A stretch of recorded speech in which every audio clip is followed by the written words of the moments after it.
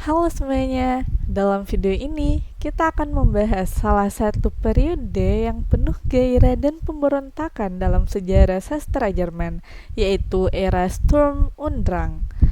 Periode ini dikenal sebagai masa ketika para penulis muda menolak aturan ketat dari zaman pencerahan dan memilih untuk mengekspresikan emosi mereka dengan bebas. Apa yang membuat Sturm und Drang begitu unik, siapa saja tokoh-tokoh pentingnya, dan bagaimana pengaruhnya terhadap sastra Jerman? Yuk kita pelajari bersama. Sturm und Drang adalah gerakan sastra yang berkembang di Jerman antara tahun 1765 hingga 1790. Nama ini berasal dari drama Sturm und Drang yang ditulis oleh Friedrich Maximilian Klinger pada tahun 1776. Gerakan ini muncul sebagai bentuk perlawanan terhadap rasionalisme ekstrim dari zaman pencerahan yang menekankan logika, aturan, dan keteraturan dalam seni dan sastra. Sebaliknya, para penulis Sturm und Drang percaya bahwa emosi, intuisi, dan kebebasan individu jauh lebih penting daripada sekadar mengikuti aturan baku. Mereka menolak segala bentuk konvensi sastra klasik dan menulis dengan penuh gairah, seringkali menggunakan bahasa yang lebih emosional dan langsung. Kebebasan berekspresi menjadi inti utama dari gerakan ini. Selain itu, Sturm und Drang juga sangat dipengaruhi oleh pemikiran filsuf Jean-Jacques Rousseau yang menekankan pentingnya hidup sesuai dengan alam dan menjauhi keterbatasan yang diberlakukan oleh masyarakat. Oleh karena itu, dalam sastra Sturm und Drang, kita sering menggunakan penggambaran alam sebagai simbol kebebasan dan ketidakberaturan. Ada beberapa ciri utama dalam sastra Sturm und Drang yang membuatnya berbeda dari periode sebelumnya. Pertama, emosi dan perasaan tokoh sangat ditonjolkan. Para penulis menampilkan karakter yang penuh gairah, berjuang melawan norma sosial, dan seringkali mengalami konflik batin yang mendalam. Kedua, kebebasan individu menjadi tema utama. Para tokoh dalam karya-karya Sturm und Drang sering menolak aturan masyarakat dan memilih jalan mereka sendiri, meskipun itu berarti mereka harus mengalami penderitaan atau tragedi.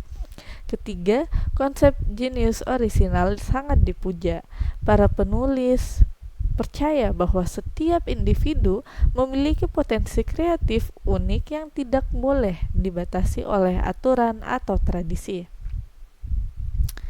Beberapa tokoh utama dalam gerakan ini termasuk Johann Wolfgang von Goethe, Friedrich Schiller, dan Jacob Michael Reinhold Lenz. Salah satu karya paling terkenal dari Sturm und Drang adalah novel Die Leiden des jungen Werders atau Penderitaan si muda Werder yang ditulis oleh Goethe. Novel ini menceritakan kisah seorang pemuda sensitif bernama Werder yang jatuh cinta kepada seorang wanita yang sudah bertunangan. Karena cintanya tak terbalas, ia akhirnya memilih untuk bunuh diri.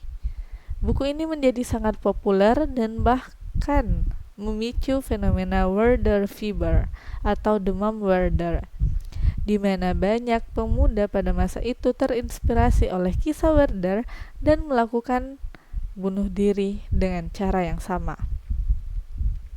Selain Goethe, ada juga Friedrich Schiller yang menulis drama terkenal berjudul Die Räuber atau Para Perampok. Drama ini menggambarkan konflik moral antara dua saudara, Karl dan Franz Mohr, dan merupakan kritik terhadap sistem sosial yang menindas. Sturm und Drang memberikan dampak besar pada perkembangan sastra Jerman dan dunia. Gerakan ini membuka jalan bagi romantisisme yang kemudian berkembang pada awal abad ke-19 dengan tema-tema yang serupa seperti pemberontakan, individualisme, dan hubungan manusia dengan alam. Selain itu, konsep tentang pemberontakan anak muda terhadap norma sosial yang diperkenalkan oleh Sturm und Drang masih sangat relevan hingga saat ini.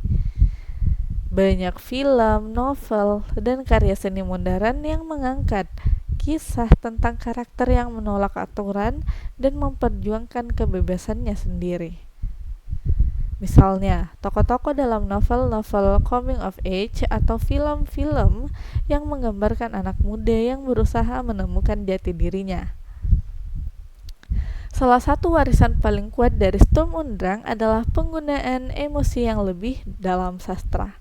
Sebelum gerakan ini, banyak karya sastra yang mengikuti aturan ketat dalam struktur dan tema.